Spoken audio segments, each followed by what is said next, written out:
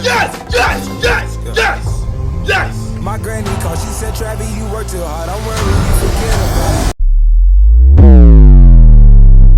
No! No! No! Of this world. Yes, we are. Your planet is now marked for death. Who are you? I can't even. What are you? Your planet is now marked for death. Shorla Ball. Who? Shorla Ball. Who? That's what I thought. Disney. What are you guys doing? Bro, how hard is it to make a good Fantastic Four movie? I am getting so sick and tired of history repeating itself. Like, it feels like tradition for a Fantastic Four movie to flop, and then we have to wait a whole decade for a new one to come out. So, after watching the trailer, I already have a couple questions. Why does the Thing's voice sound like that? Why are they hiding Reed's powers? Where is Silver Surfer? And no, I'm not letting you guys gaslight me. You know exactly who I'm talking about. The Silver Surfer is a dude. Always has been, always will be. I guess you've never read a comic book before, because there has been a girl Silver Surfer. What, for like 2 issues? 3? Somebody help me out. And I don't even need to look, because we already know it's not past 5. My boy Norrin Rad is a beast. His track record is stacked. Where's her resume at? This is like making Black Widow a dude. Imagine that. Brother, Look, nobody asked for Silver Surfer. Just give us Silver Surfer. And Pedro Pascal. Why? You had John Krasinski right there. And look, I'm gonna go on a little mini tangent right here. This scene in Multiverse of Madness, I just want to say, the writers did him so dirty. He would have pulled a Batman. He wouldn't have even entered that room without a plan. I've literally seen him figure out someone's powers and understand it completely, the ins and outs, off of a glance. That antenna device on Black Bolt's head seems to absorb energy from the electrons around him, converting it to raw power. Try converting that mouthful to raw English, Mr. Wizard. So he would have known how powerful Wanda was, and he would have outsmarted her in a heartbeat.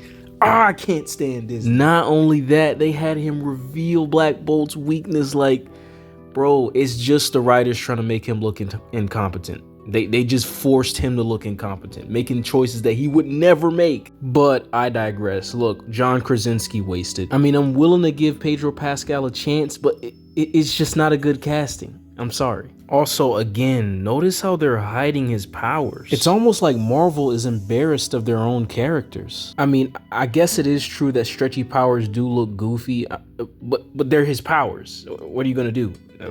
You can't change that. I mean, they have to make it work. I mean, Marvel Rivals made it work. First off, I want to say that Benji's design in this movie, hey, it's 100% comic accurate. But here's the thing. I mean, like I said, he looks comic accurate. Off of first glance, he's fine. It's till you hear him say something and then the problem starts. Herbie, how's that sauce looking? Okay.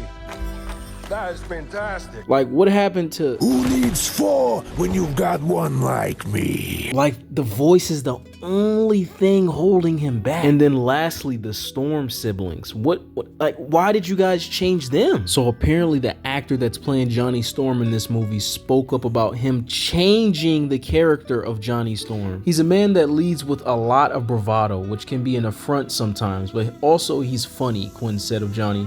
Myself and Marvel Studios boss Kevin Feige were speaking about previous iterations of him and where we are culturally. He was branded as this womanizing devil-may-care guy, but is that sexy these days?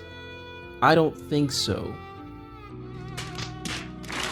Oh, brother. If you know anything about Fantastic Four, Johnny is a player. He is a young, immature, brash, cocky character. He has to mature out of that. That is his character arc. When you take that away, what does he have? So basically, you're telling me that we're not getting Johnny. Also that we're probably gonna get a bland character. It's just gonna be a bland goody two-shoes cookie cutter character that doesn't have to grow because he's already perfect. Also, people get played. That's just a part of life. Anyway, moving on. So the actress that's supposed to be playing as Susan Storm spoke up on her iteration of the character, and this is what she had to say. If you played an exact 60s Sue today, everyone would think she was a bit of a doormat. So figuring out how to capture the essence of what she represented to each generation where the gender politics were different and embody that today was one of the greatest joys of this. Wait a minute, Susan Storm, a doormat? You promise me you'll take it easy out there, Susie. Benjamin J. Grimm, you should know by now that I'm far from helpless. Oh, I ain't worried about you. I meant you should take it easy on them.